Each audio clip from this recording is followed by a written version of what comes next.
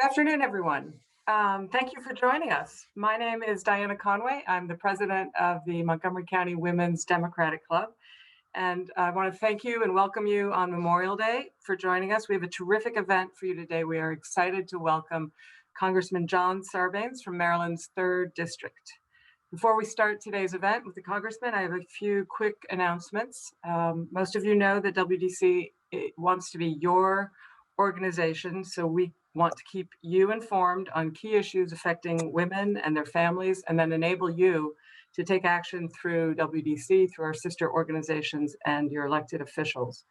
Our goals are to promote democratic policies and elect democratic candidates who prioritize the well-being of women and their families. And that means educating and advocating for effective and equitable laws and policies for a healthy, resilient community. And we work to hold our elected officials and our appointed officials accountable for pursuing our priority issues. At each of these events, you've heard me ask you to join or renew your membership, and I hope you will take that opportunity. We've been around a long time, and we would love to have our members continue to keep us busy and keep us active and keep us relevant. Your membership is what gives us our heft when we engage in our advocacy. So the links will be in the bottom of the chat, at the bottom of your screen. And your membership also gives you a vote in our annual meeting, which will be June 30th. Our speaker will be Jamie Raskin. And I'm excited to say that we will have a special announcement to make for that event. So I hope you will grab a ticket free and join us on the 30th. That is an evening event at 7 p.m. That sign up will also be in the chat a couple times during today's event. Our updates come to your inbox for free, and we have a great calendar of events. We also advise you to check the Montgomery County Democratic Central Committee calendar. They list even more than we do. We have Democratic breakfast clubs and town halls. The Central Committee also lists fundraisers. So I have two more quick announcements. A heads up for our next program. That's June 30th. Thank you. Got that one. I want to recognize our elected officials in the room. I want to welcome Council Member Tom Hucker. He's the Council President right now from District 5. And Brooke Learman is a candidate for Comptroller and represents Maryland's District 46. Marley Pasternak is here on behalf of Senator Cardin. And Joan Kleinman is here on behalf of Senator Chris Van Hollen. Wendy Frosch, the sister of our Attorney General, is here, as is Marcy Frosch, the spouse of the same Attorney General, Brian Frosch. So thank you, all of you. We know you've lots to do and many demands on your time, so we appreciate your participation today in our conversation. Final reminder, everyone is muted, and we do want your questions, so please put them in the bottom of your screen at the chat. Go to Q&A, WDC Q&A, and submit your questions. You're welcome to put anything you'd like in the regular chat, of course, but to get them to this end of the pipe, please put them into Q&A. And this program is being recorded and will be posted on our YouTube channel, along with all about the last year or so of previous programs. And now on to today's program. It is my great pleasure and my honor to welcome Representative John Sarbanes from Maryland's 3rd District. I first met the Congressman when he was headlining an event for then candidate Jamie Raskin at a beer hall. And I remember thinking, this man means what he says. He is passionate about democratic reform and transparency, and what a great guy. The Congressman was elected in 2006, and let's just say when I first met him, I was quite swept away with his passion. He's currently on the House Committee on Energy and Commerce, the House Subcommittee on Environment and Climate Change, and serves as Vice Chair of the House Subcommittee on Health. Congressman Sarbanes also serves on the House Oversight and Reform Committee and its Subcommittee on Government Operations. And most relevantly right now, he chairs the Democracy Reform Task Force. As chair of that task force, Congressman Sarbanes works to advance positive reforms to improve accountability and transparency in government. And to that end, has assembled HR 1, House Resolution 1, also known as Senate Bill 1, the For the People Act, a historic reform package to clean up the culture of corruption in Washington. And I will let the congressman tell you more about that in his comments. I'm sure we'll have plenty of questions. He's also a committed environmentalist with a passion for the Chesapeake Bay and has led efforts in Congress to clean up the Bay. He's worked to expand environmental education opportunities for children, including the No Child Left Behind Act, to promote healthier children and communities. Congressman Sarbanes has been a staunch supporter and defender of the Affordable Care Act and has fought for financial assistance programs like the Pell Grant and authored laws to help students repay their college loans after they graduate, including a new law, the Public Service Loan Forgiveness Option, which forgives remaining student loan debt after 10 years of work in public service or nonprofit sectors. This helps teachers, nurses, first responders, and other public servants pay for college and lets more people follow their dreams into important and rewarding careers that are not always lucrative. Before his 2006 election, Representative Sarbanes spent 7 years at the Maryland Department of Education, and before that practiced law for 18 years representing hospitals and senior living providers. He also worked with Maryland public interest groups like the Public Justice Center, where he championed efforts to protect consumers and provide decent housing. He graduated from the Woodrow Wilson School of Public and International Affairs at Princeton and studied law and politics in Greece on a Fulbright scholarship. And after graduating from Harvard Law School, he returned to Baltimore, where he clerked for Judge Motz on the Federal District Court.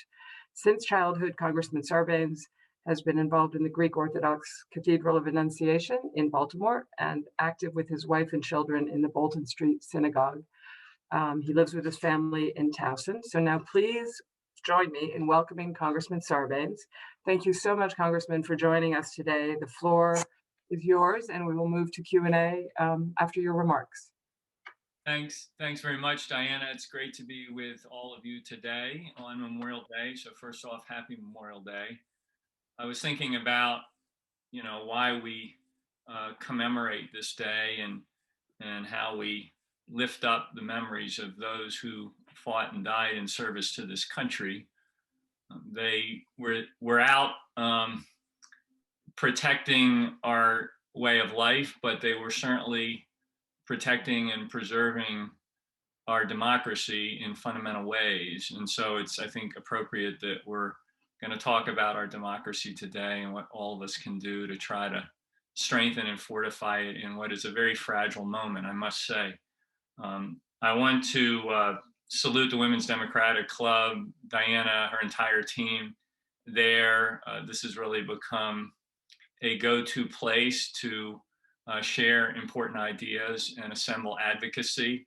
That's definitely the role that you have been playing for years now, and I want to thank you for it because it's making a tremendous difference. I also want to say hello to my colleagues in elected office, Councilman Tom Hucker. I intersect quite a bit with the area of Montgomery County that he represents. There's an overlap between his jurisdiction and mine in Montgomery County, so I've had a front row seat on his important advocacy on behalf of the community. Nobody does that better than Tom does. And Brooke Learman, who we also share constituents in Baltimore, and so I've been able to see her forceful advocacy on behalf of her constituents and on behalf of mine as well. And of course, I know we have representatives from the Attorney General's office and family, as well as from Senator Cardin and Senator Van Hollen's offices. So just want to thank all of you for taking a few minutes today. Before I turn to HR 1, the For the People Act, which will be the main event here for conversation, discussion, and Q&A, I expect, I just wanted to mention a couple other major things that we are focusing on. There are many on the Hill. Obviously, the American Rescue Plan was hugely consequential for the country. $1.9 trillion flowing from Washington to help families that are in need across the country. And it's made a huge difference in Maryland for the state government, for local governments, as the representatives on the call today will certainly tell you, but also direct aid flowing to help families with stimulus payments. As you know, unemployment insurance, fortifying the earned income tax credit, lifting up the child tax credit to help decrease childhood poverty in Maryland and across the country, dollars flowing for health care, for child care, for education, et cetera. And of course, making sure that the vaccination program is as strong and well distributed as it can be. Now, President Biden is coming back again with the American Jobs Plan, which is currently under negotiation in Washington. We'll see where that lands. The American Families Plan, and then proposing a very robust budget for the coming year that again invests in the middle class and working people across this country and is paid for in a smart way. So those big appropriations and funding bills are going to continue to get a lot of attention and negotiation in Washington. I don't hold out high hopes that we're going to get a lot of bipartisan support for anything that's real. That's the emerging theme, I think, and narrative that we're seeing. That's the story arc here, unfortunately. But Democrats are going to keep putting these important proposals on the table. And if we have to carry them on our own, I think that's what, at a certain point, we're going to be prepared to do. Second thing I want to lift up is the George Floyd Justice in Policing Act. We passed that in the House with members of George Floyd's family sitting in the gallery. Very important reform of policing at the federal level, but able to set a model and signal the kinds of reforms that we'd like to see across the country at the state and local level. Of course, Maryland took some important steps in the recent General Assembly session to reform policing in our state, and I think we can be a model for others in that respect. But obviously very emotionally charged set of issues, but ones that we have to keep our focus on as we move forward and not sort of slide back as we've seen has happened many times before. Again, it's going to be difficult to get that through the Senate. We'll see what compromise bill emerges. But in terms of leading on this conversation and discussion in the country, we've got to continue to lean in a major way. And I do want to salute Jamie Raskin and David Trone, who also represent Montgomery County in the Congress, along with obviously our two senators, for their leadership and voice on all of the issues that we're talking about today. And then last, but certainly not least, HR 1S1, the For the People Act. This is something that I've been working on for many, many years in different forms, but it has now found its way into this overarching reform package that tries to address many, many of the grievances that so many Americans feel when they look at the state of our politics and how government operates, and lift up the voice of everyday Americans out there so that they feel that they are included and that their priorities are the ones that carry the day when it comes to public policy. So we are at a very important moment in time. I'll speak to the actual timing of things in short order, but let me give you a sense of what is contained within the For the People Act. Many of you have become quite familiar with it, and many of you on this call I know have already been helping with the national campaign, and then it's targeted into various states as well to lift up this bill and get it across the finish line. So I want to thank you for that. But just as a reminder, what's contained within the For the People Act is really based on what we've been hearing from you and from other Americans across the country for years now. And these complaints or grievances or anxieties, however you want to put it, that people have about what's happening with American democracy have sort of fallen into 4 or 5 different baskets. So for starters, and this is something getting much attention, it seems, with each passing day, because there's all of this negative activity going on in the states. people say to us, it's crazy that in America, every 2 years, we have to run an obstacle course just to get to the ballot box and to exercise our franchise. It's got to be, we got to upgrade and become sort of the gold standard of what it looks like to register and vote in a democracy when we compare ourselves to peer nations around the world. Sadly, we're far from that standard. Here we are more than 50 years after John Lewis shed blood on the Edmund Pettus Bridge, marching for the right to vote, and it's still way too hard for people to exercise their franchise in America. So there's a whole set of reforms contained within HR 1, and as you know, it's now S1 on the Senate side, so it has that sort of priority positioning in both chambers. There's a whole set of reforms designed to make it more possible for people to exercise their freedom to vote in America, make it easier to get registered, expand and then protect all of these various options for how people can vote when they decide they want to go make their voice heard. Many of these provisions, I'm proud to say, as the person sort of given the assignment to assemble all of these proposals into one package, are ones that were put forward by the late John Lewis.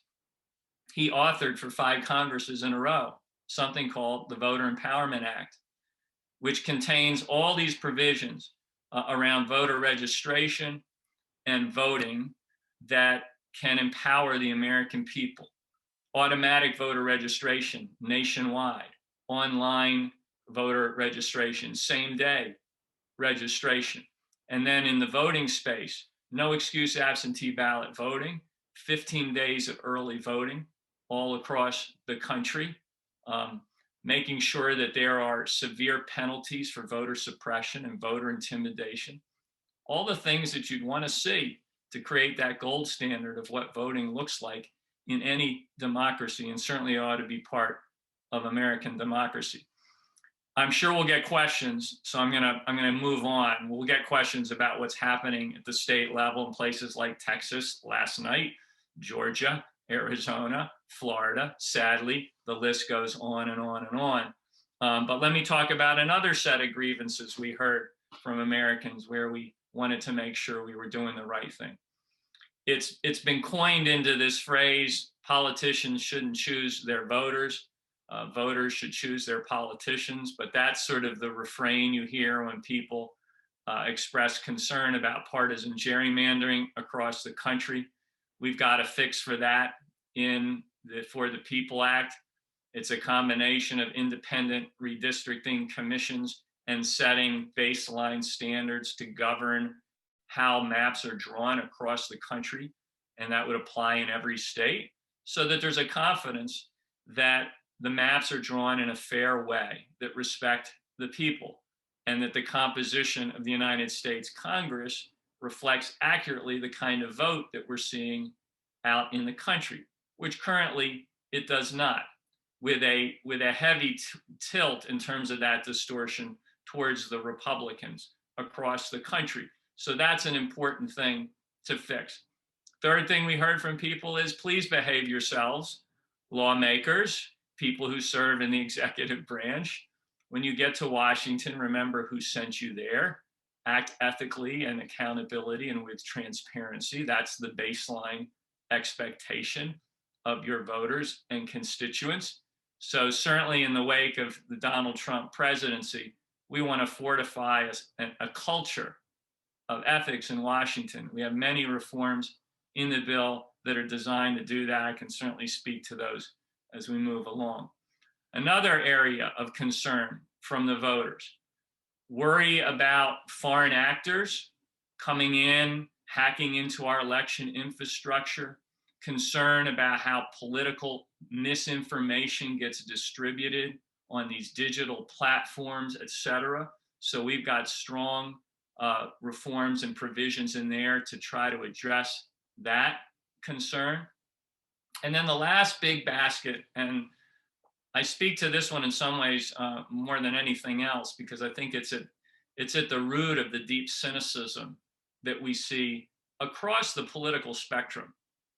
And that is people's concern about the influence that big money and special interests have on our democracy. That too often, when it comes time to make public policy, it's insiders with deep pockets and influence that get their way, and the concerns of everyday Americans are left behind. What's that look like in practice? It means Wall Street calling the shots on economic and tax policy, the gun lobby leaning in to stop us from getting common sense measures in place around gun safety, big pharma making it virtually impossible with all their lobbyists and money that's showered onto Capitol Hill to lower the cost of prescription drugs. And then the oil and gas industry, the fossil fuel industry, the chemical industry, really getting in the way of what we need to do for our environment, particularly combating global climate change. It's no surprise that when money finds its ways into the gears of our democracy, it clogs them up, it's sand in the gears, and it stops the people's will from being translated into effective public policy. So fixing the influence of money and lifting back up the voice of everyday Americans is absolutely critical. And we do that in a number of ways. More transparency on where the dark secret money is coming from, which can have a deterrent effect on that. And we've seen an explosion of it, as you know, since the Citizens United case. But also fixing the broken Federal Elections Commission, which at this point is completely dysfunctional, cannot act as the cop on the beat to blow the whistle, particularly in the last 6 months of any election cycle, when the money crowd is sort of stepping over the lines every single day. So we got to make that work again. The number one opponent of making that work, by the way, no surprise, and he was on full display in the markup in the Senate a couple of weeks ago, is Mitch McConnell. He loves the system to be broken. He loves the FEC to be dysfunctional, because then he and his money allies can do whatever they want to lean in on our democracy and continue to have it suffer.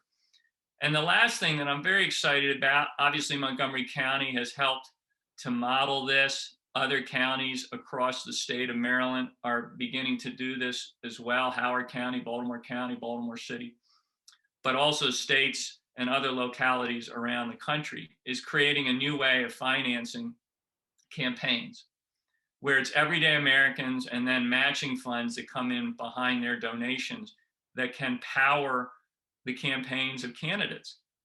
We need that at the federal level. We're starting to get good uptake of it around the country at the state and local level. And what do we see? We see citizens who feel more empowered and that their voice isn't drowned out by the big money crowd that can afford all these high contributions. But we also see an increased diversity among candidates who can run and compete and win. And I'm going to ask Elaine, who I think is on the call, if she could put in the chat box an article that Lauren Underwood, who's a terrific new member from Illinois, wrote recently in one of the Hill papers, talking about the importance of these small donor systems of public financing to lift up the voices of women candidates, candidates of color, and others who may not have access to the sort of big dollar donors or don't have their own means to go bankroll a campaign. But with small donations and matching funds, they can actually power their campaigns. They can win. They can go serve. They can create more diversity of perspective in the places where laws are made. And we pay for this not with taxpayer money, actually.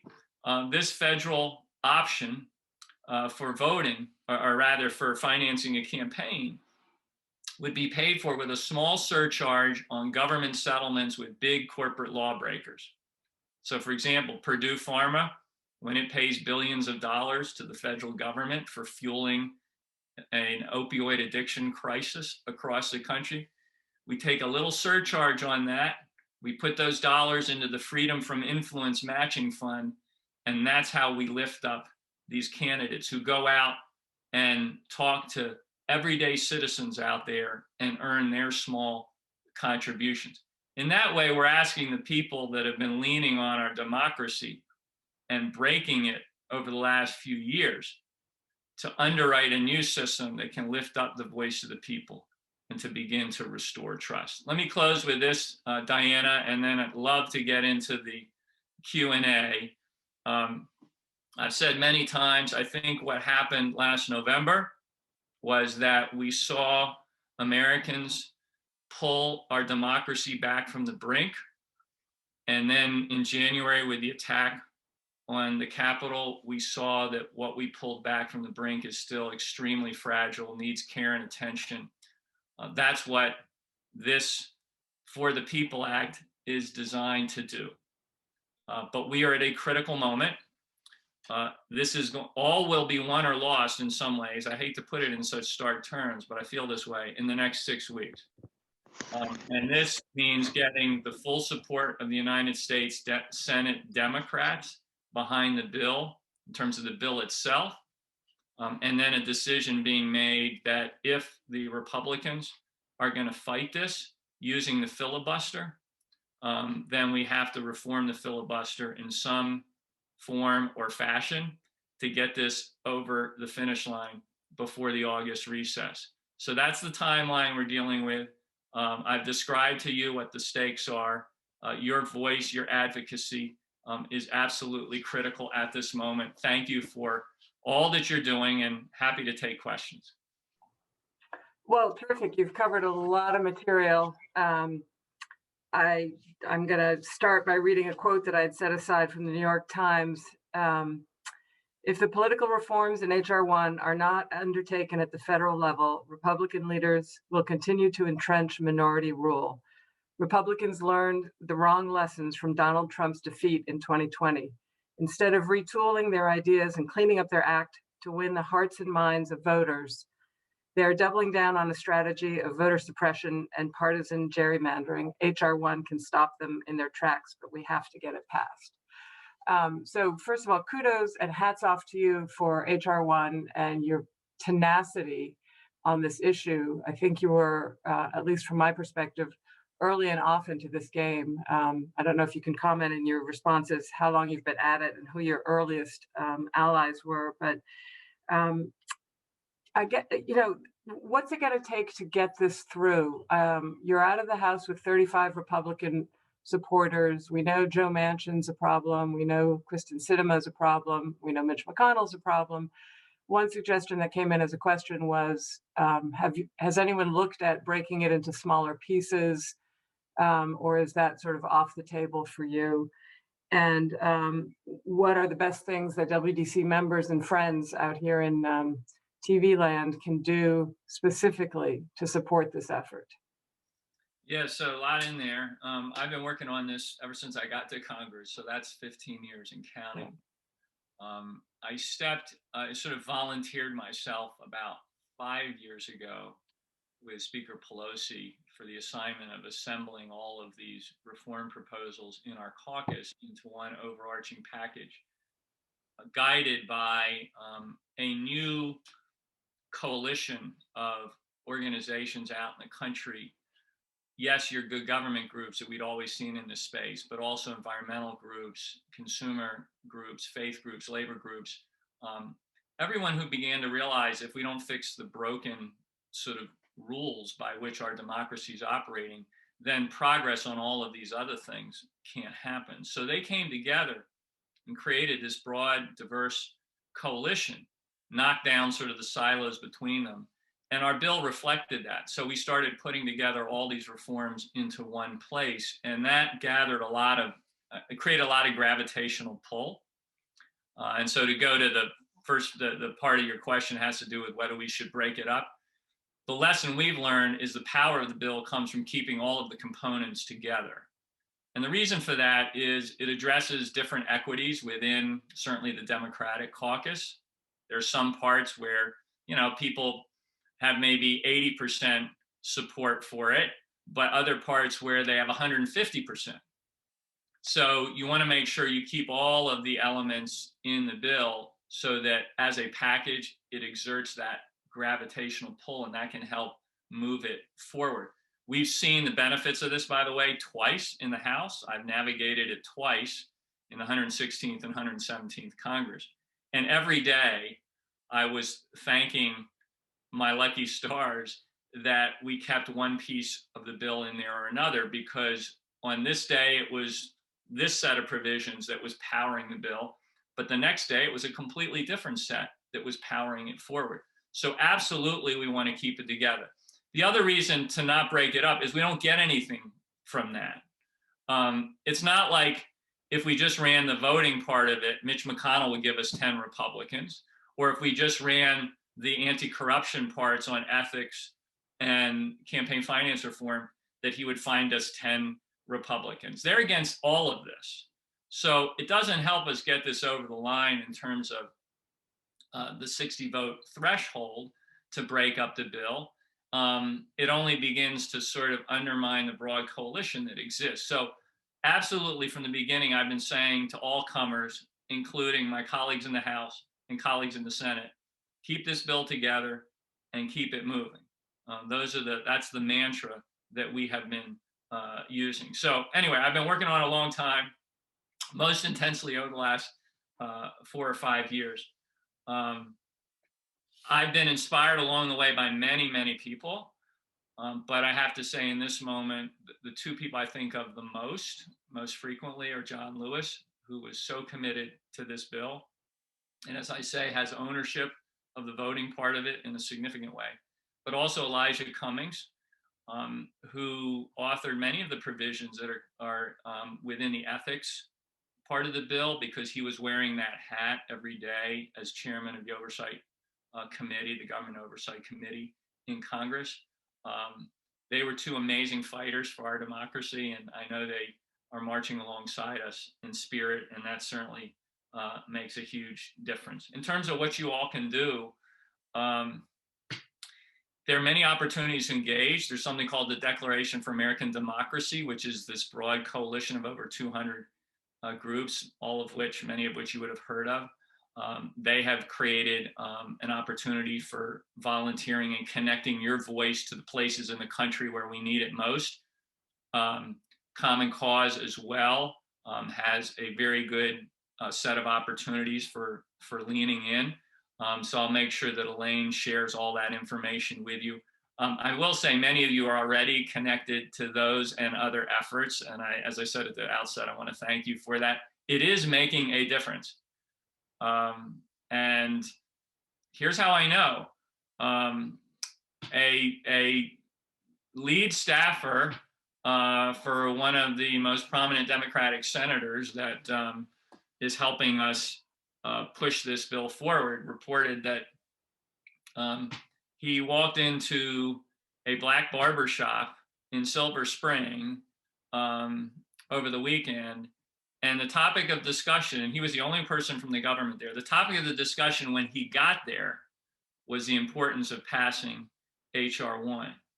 People are sensitized to this. They understand what is at stake and that we have to get this done or we could lose our democracy. And you alluded to something, it's important for me to say this. This bill is bipartisan according to the measure I use, which is how people feel about it out in the country. The fact that McConnell and McCarthy have leaned against it is not the verdict on whether it's bipartisan or not. Every provision in this bill is supported by majorities of Democrats, Republicans, and independents. There's nothing controversial in this bill. The only controversy is that it's taken us this long to get to where we could actually get it over the finish line, or the fact that there's this stampede at the state level to further undermine all the parts of the democracy that we're trying to strengthen. So don't get yourself caught in the box of defending this as somehow partisan bill just because of the behavior of lawmakers, Republican lawmakers in Washington. You should know that there is strong support. And what's interesting about this bill is we don't have to activate people once we tell people what's in it, because they see it and they're like, this is what we've been fighting for all these years. And let's go get it done. So we are very confident that we continue to lift up what's in this bill. It will continue to power it forward, and that we will get this opportunity in the next few weeks to get it over the finish line. Well, that's a great answer, especially onto the question that I've heard a lot, and it came up several times in here, and I'm even getting text on it about breaking up the bill. So I think that was a definitive answer. We're getting a lot of questions about strategy, I guess. I first want to mention when you referred to the work being done by Common Cause, two of our local groups, Silver Spring Progressive Action and also Do the Most Good, are coordinating with Common Cause. And just to be specific, people, if you really want to help, sign up with them.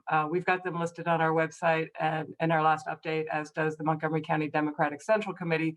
They will patch you through, they will train you, brief you, patch you through to voters in the problem states. And you talk to those voters to have them call their senators and make that difference. The next piece that comes up is sort of the public campaign funds. I mean, we did see, as you mentioned, in Montgomery County, we had 33 people running for 4 seats, one of which had an incumbent, and many of them were women and people of color, or both, whose first time it was in the field. So I can't say enough, and I'm glad you brought that up. In terms of gerrymandering and the census undercount, how does the redrawing of districts by states for congressional voting, how is that supposed to time with this bill, and how do you see that playing out? Yeah, timing's a problem. Let me just, before I answer the question, let me give a shout out, as you did, to Do the Most Good and Silver Spring Progressive Action and all of these groups that helped us export last year to win the election around the country, and are now exporting their energy into places where we need lawmakers to stand strong on this bill. So thank you for acknowledging that great work. Yeah, so the timing here is tricky because as you know, the census was delayed in terms of the roll up, gathering the data, figuring out what the apportionment would look like, and then that has to go into the whole redistricting process. So the timeline in many states has been pretty significantly delayed. Maryland is no exception to this.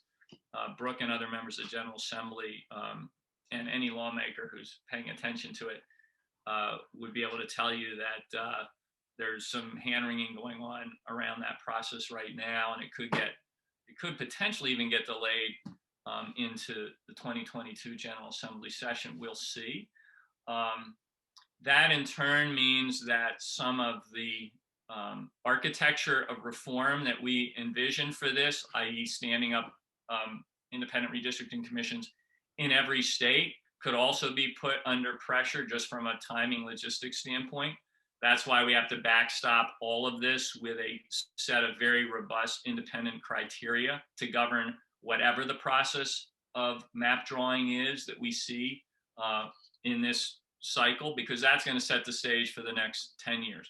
So it's a pretty complicated dynamic right now, but we are determined one way or the other with the For the People Act to make sure that over the next 10 years, the district lines that are drawn across the country are done in a much more fair way and much more representative of what the vote actually is out there on the part of everyday Americans. So we'll continue to push on that. Okay, and then a very related question. The filibuster, reforming the filibuster, does it make us vulnerable next time around if we don't have the majority? And specifically, the filibuster versus reconciliation. Yeah. So you would start out by explaining those, of course. Yeah, so reconciliation is a process that's specially designed for how the budget is passed in Washington, or big appropriations bills. This dates back to the Budget Control Act of 1974. I will not get into all of the details behind it, but it basically is it's an ongoing sort of in place exception to the 60 vote requirement. So you saw President Biden and Congress use that to get the American Rescue Plan over the finish line in January and February, I guess February, March, because we couldn't get any cooperation from Republicans. By the way, when 77% of Americans supported the bill, and now we have Republican lawmakers who voted against it, who are running around the country going to like ribbon cuttings or groundbreakings and other things to say this is wonderful. Those dollars came over their objection. So that kind of gives you a sense of who we're dealing with on the other side. So that's a standing exception to the filibuster rule. Otherwise, for the most part, you have to get 60 votes to overcome a filibuster. Now, the way things have evolved, the filibuster doesn't really require anybody to stand up. They just indicate that they want to invoke the filibuster, and then you have to go find 60 votes for it. So there are a couple of different ideas being talked about in terms of getting this particular bill over the finish line. One is the idea of restoring the standing or talking filibuster. So actually make senators who object to this stand up and talk for days on end. And then you could put what they call like a hard backstop on that. So if it goes for 3 days and there's no resolution, you bring the 60 votes down to say 57. If it goes another 3 days, you go from 57 to 55. And eventually you get to where 50 plus 1 is enough. And we would have those votes with Democrats and Kamala Harris as vice president breaking the tie, assuming we can get all our Democrats on board with that, which I'll come back to in a moment. The other idea is what they call the democracy exemption or exception to the filibuster, which is basically saying for something this important, which is, about voting rights, about the voice of the people, about setting the basic rules of our democracy, that should be subject to an up or down simple majority vote, regardless of what you think about any other policy thing when it comes to the fundamental rules of our democracy. And in particular, to get back to something you said, Diana, restoring majority rule in America, that should not be held hostage to a supermajority vote in the United States Senate. That just doesn't make any sense. So that's the other approach. Now, in terms of getting 50 senators, I think our senators are in a pretty good place. Obviously, you mean Maryland? Joe Manchin, Maryland senators. I think Joe Manchin, obviously, there's a whole cottage industry to figure out what Joe Manchin had for breakfast and how it affects his view on any given day that's happening right now. But I think here's how it's going to work. I think there's 3 dynamics that can get us to where we need to be.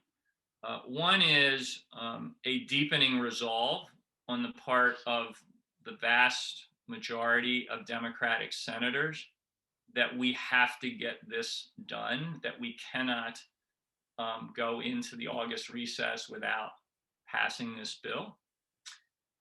So Manchin and others who may be sort of reluctant on the filibuster begin to feel that determination on one side of them. The other dynamic is for those who are still chasing the idea of bipartisanship for this, begin to see that there are no good faith partners really on the Republican side. Now, you and I think, have easily reached that conclusion by now. But, it still may take a little more time for others. But certainly McConnell helped us on that front last week by having his caucus vote against the January 6th commission. Right. That was a breathtaking blow to our democracy and any attempt to help our democracy. And even Joe Manchin called it out. He called it unconscionable. You should watch his 1:43 video on that. I think that's how long it was. Just shows you how much attention is getting paid to him. But he was disappointed by that. And I think that begins to put distance between him and this idea that he can find partners on the other side. So if you have on the one side Democratic senators saying we got to get this done and really beginning to lean in, if you have on the other side Manchin and others beginning to appreciate that McConnell's not going to deliver what you need for anything real in this reform space, and then you have the timeline bearing down that says we've got to make this happen before the August recess. Right. You've got all the ingredients you need to get us where we need to be. Now, I can't predict to you what that looks like by the day, right. But I can tell you, I feel like we're in a pretty good place right now, that momentum is heading in the right direction. And frankly, the evidence we get every day in terms of what the Republicans are trying to do across the country is just further pushing us to this place of reckoning for our democracy. So all of those things, I think, are going to help us get it done. And that will happen in the next 6 weeks, really. Good. I guess the question that I'm trying to wrap up is, do the Republicans really believe what they say, what they're saying? Do any of them honestly believe this philosophy that is allegedly behind the January 6th? Or are they just, I have perfectly good friends who are Republicans, but they're not that kind of Republican. Are they truly as craven as it's looking? And do you feel like some of them are just sort of quietly cheering you on, but can't break because they're afraid of, I'm told that some of them are afraid of losing, others are afraid of violence against them. Can you speak to any of that reality of life on the Hill among your peers? I think there are some who are quietly cheering us on. And I'll tell you why. I think that they appreciate that if Republican candidates have to go make an argument to a broad and diverse electorate every 2 years and win, as you said at one point on this call, with the power of their ideas and proposals, as opposed to winning by manipulating the political town square through partisan gerrymandering, the spread of disinformation, voter suppression, which is what they've been doing. If they have to win by making their case to a broad, diverse electorate that shows up every 2 years, they're going to have to clean up their act, because it's the absence of that accountability that's allowing the extreme elements within their party to get such traction, because there's no consequence. If you can manipulate the electorate that can show up in the ways they've done, then the Marjorie Taylor Greenes and others can have a place in your party, right? But if you've got to go make the case to an American audience, a true American, diverse American audience, you have to push those extreme voices out of your party, or your party will have no future. So I think there are Republicans that appreciate that the salvation of their own party depends on us getting this reform through. Now, there's not a lot of them willing to voice that publicly. And I think there's way too many members on the other side serving in Congress right now who believe this narrative of the big lie, and that there's fraud that's rampant in the country. And then there's another large group that is, I think, terrified of what continues to be Trump's influence over base Republican voters and doesn't want to cross him. I mean, I sit on the committee, the Oversight Committee, where in a hearing the other day, one of the Republican members, and you've heard this now, referred to the January 6th attack on the Capitol as a, quote, normal tourist visit, end quote. And I heard other statements being made by Republican members of that committee, which told me that they knew they were on a direct feed to Mar-a-Lago and that Trump was sitting there with a phone ready to call into a base in their district to express disappointment if they seemed to be going in the wrong direction in his view. So those dynamics are very real.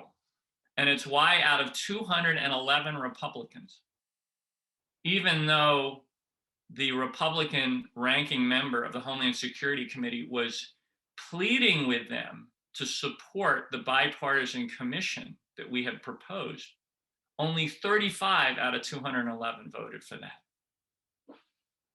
That tells you all you need to know. Who's the ranking member of that committee that was pleading?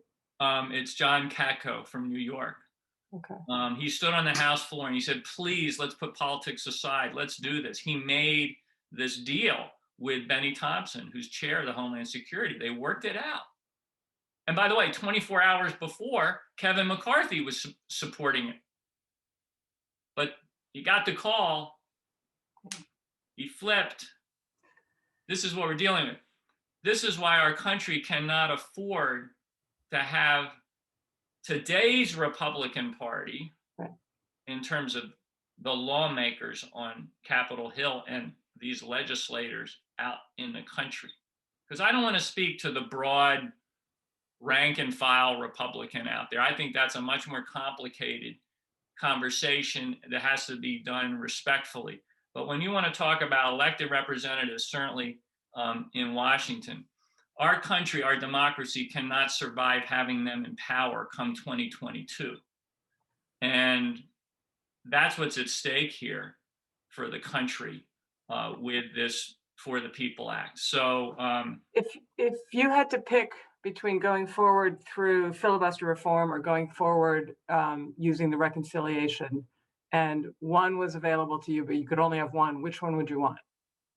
Well, we can't use reconciliation for this. It's too late, or it's... No, it's not. It doesn't qualify. It doesn't... Reconciliation, I'm sorry, I should have made that clear. No, that's... The reconciliation process is pretty narrowly tailored just to the budget and appropriations process. It's called budget reconciliation. So that exception really exists for a very narrow set of opportunities.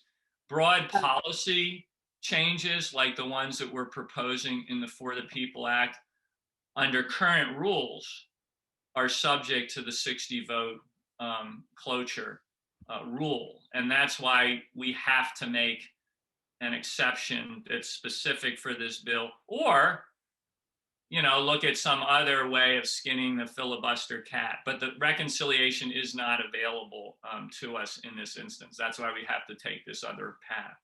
So to my knowledge, the only members of the Maryland federal delegation who have not explicitly supported reforming the filibuster are, of course, Andy Harris, the Republican. And last I saw, there was still an effort to communicate with Senator Cardin's office to make sure he would sort of get out front, confirming his willingness to reform the filibuster. Do you know if that's still the case? Yeah, so certainly Andy Harris is, no comment. But I haven't tracked on a daily basis where Senator Cardin and Senator Van Hollen are. I think Senator Van Hollen's been pretty vocal around getting rid of. I'm not trying to put Senator Cardin, for whom we have great respect and affection at this club, in the same bucket as Andy Harris. I was just trying to go through the. So I don't know what his recent statements have been, but he is among the Democratic senators who I think appreciate that. If the choice comes down to saving our democracy or keeping the filibuster in its current form in place, it's the filibuster where there has to be some movement, not a bill that's there to kind of protect and preserve our democracy. So there are others who are a harder challenge within the Democratic Senate caucus, and those are the names that you hear every day. I do want to know something, though. Joe Manchin actually has a pretty good relationship with all parts of this bill. As Secretary of State in 2002, he implemented the Help America Vote Act, which was a federal voting modernization bill. And he was one of 6 or 7 secretaries of state in the nation who was held up as a model for doing this. Many of those reforms are ones that are actually in S1, HR1. So they already exist in West Virginia. He is he, as governor, put in place public financing of judicial elections because he didn't like the undue influence that the mining operators and other corporations had in West Virginia trying to buy up the judiciary. So he responded to that. He did ethics reforms. His challenge is mostly the process. He really wants to find Republican partners because in his mind, that will sort of stop the next war from breaking out. What I think he may come to appreciate is that we're still fighting this war. And the only way to stop the next war is to win the one we're in. And to do that, you need process reform on the Senate side. So we're hoping that's the conclusion he'll reach. But in terms of the bill's substance, I think he's basically comfortable with it because he's seen these kinds of changes and he's led some of them himself in the state of West Virginia. I like the way you put that about winning this war in order to be able to address the next one. Regarding Congressman Andy Harris from the Eastern Shore, our Republican federal representative, there are, I think, 4 Democrats who have filed in the Democratic primary. Are you planning to take a position? I know Senator Van Hollen has endorsed Heather Mazur, who's originally from Montgomery County, I believe. Yeah, I haven't gotten involved in that. I mean, I'm just super impressed that Democrats who are stepping up, and there's a good group of candidates there to take on Andy Harris. And look, the lesson of our current politics is you never know what's going to happen. So that's certainly the lesson of what happened in the 2016 presidential campaign.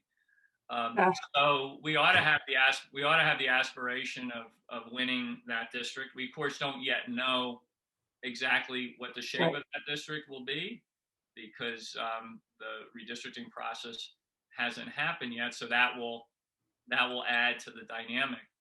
But I think it's important that we put a strong challenger on the field against Representative Harris. Yes. At the risk of changing the subject, and we're going to run about 10 minutes over. I'm hoping you can stay a few more minutes. Are you time? Yeah, okay, thank you. At the risk of changing the subject, how about a few words maybe on the infrastructure bill or another bill that's got your attention for whatever's left after HR1? Yeah. Well, I mean, the infrastructure bill we know is critical, and I really commend the president for not standing down at all from the need to sort of invest in significant ways in our country's infrastructure, but also broadening. There's a lot of discussion and debate around this, but I think it's fair to broaden out the definition of infrastructure. If it's sort of what creates the resources and support that allow people to go out on a daily basis and have a good job, make sure their kids are getting a decent education, feel good about the supports and benefits that are there for the older members of their family, etc. Anything that creates a kind of foundation for that is infrastructure. And if you look at both the American Jobs Plan and the American Families Plan, combined, that represents investment in physical infrastructure and human infrastructure.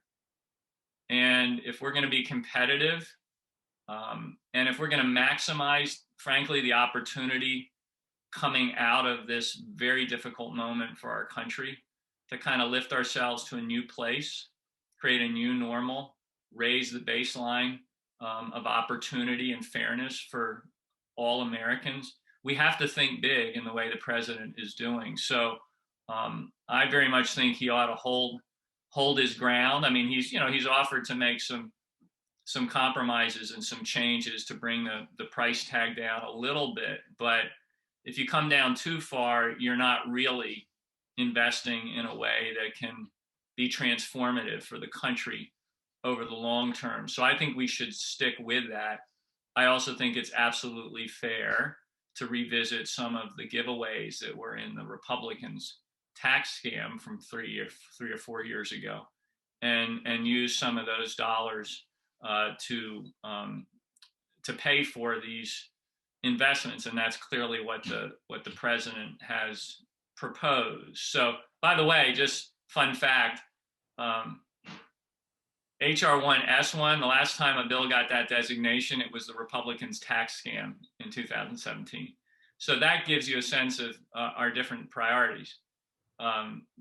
Their number one bill was to give 83% of the benefits of a tax cut to rich Americans and corporations. Our number one bill is to restore the fundamental tenets of our democracy. The other thing is, in the last 20 years, any bill that's gotten that designation, HR1S1, has become law. So that's a good omen. That's great. Yeah. I did not know that. That's a very fun fact. Yeah. Another switch on topics. Any insights or thoughts on the Virginia elections coming up for governor or lieutenant governor? Not really. I mean, I know that Marylanders have been active in those elections over the last few years. A lot of sort of muscles that got built, the toning of the muscles around exporting generally happened in Virginia elections. So it's natural for that interest to be there and for people to weigh in. But I don't have any particular perspective on that.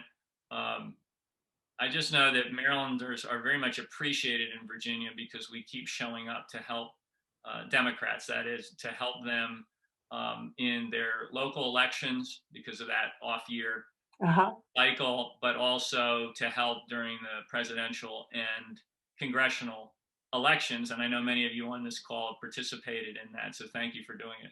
Yeah, Abigail Spanberger got a lot of support from WDC, and Josh Cole. Abigail Spanberger, of course, a congresswoman, and Josh Cole, state delegate. Right. Yeah, that was fun. I have to say, I went through Do the Most Good, and that was just really fun to go there. And they'd ask where I was from, and I'd say Montgomery County, and they'd sort of look at me and say, Pennsylvania? I'm like, nope, just over there across the river. Yeah. This is evidence of me being 100% in the headspace of HR1S1 right now. It's like nothing else exists for me other than the next 6 weeks. So I'll be able to think of lots of things I haven't thought of for months or years after we get this bill over the finish line. If we do, but that's where you all come in and getting your full-throated participation in this chorus that we're trying to get deployed across the country, I think is going to make the difference. I think we're going to get this done because lawmakers will appreciate that the demand for it in the country is so deep and broad that they don't want to be on the wrong side of history. And so if you can continue to help us with that drumbeat, that's going to make the difference in the end. And that's why I continue to be very cautiously but very optimistic about the outcome of this For the People Act. A quote that I like to use on items like your For the People Act is a Gore Vidal quote: "Our form of democracy is bribery on the highest scale." So thank you for your dedication. Thank you also, I neglected to say, for sponsoring the Marshall Plan for Moms, which is a tremendous support for women who've been disproportionately hit by the COVID rollout impacts. And honestly, just thank you for your leadership on this. The thanks keep pouring into the chat. I hope Elaine is counting them, because it's a lot of gratitude for you and your leadership on this, your tenacity on this issue before it was cool, before Trump made it so obvious that this is desperately needed, and for making time to join us today. I hope everyone will continue to engage with this. Go to Common Cause, go to Do the Most Good, go to Silver Spring Progressive Action, or call your friends in Arizona or West Virginia and get them to call their senators. We have got to get this thing through. So with that, Congressman, thank you very much for your leadership and for joining us today. I want to urge everyone to please sign up for our June 30th event. It's our annual event, our annual meeting, excuse me, and we will be electing a new executive board for the next 2 years of the Women's Democratic Club. All members who are current on June 30th are invited to vote, but the event itself is, of course, open to everyone. We will be having a cool, exciting announcement to make on that evening as well. So thanks for joining us, everyone. Thank you, Congressman Sarbanes and your team, and for your passionate leadership on this issue. Thanks, everyone. Yeah, thank you so much to everybody in the Women's Democratic Club. Thank you for your advocacy. Thank you for being, as I say, a go-to place for important ideas to be shared, discussed, and deployed. Let's go get this done and then keep moving forward on behalf of our democracy. Thank you all.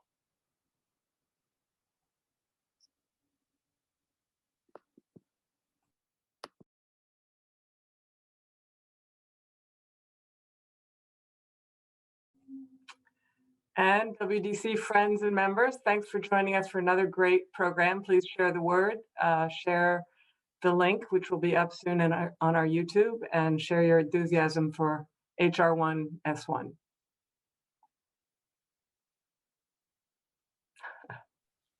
Thank you, Laura Stewart. Yeah.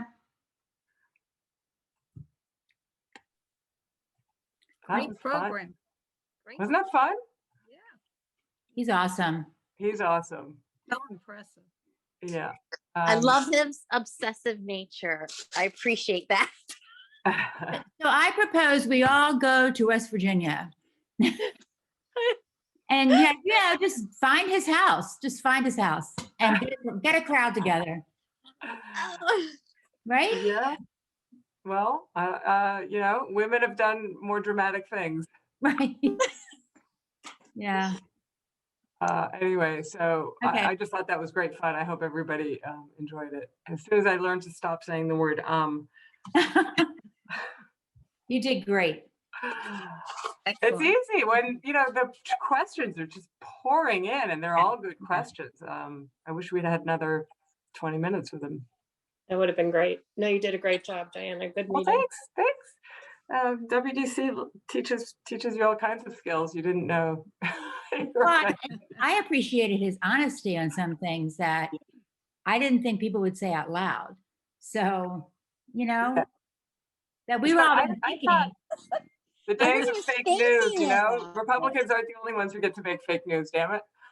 That's right.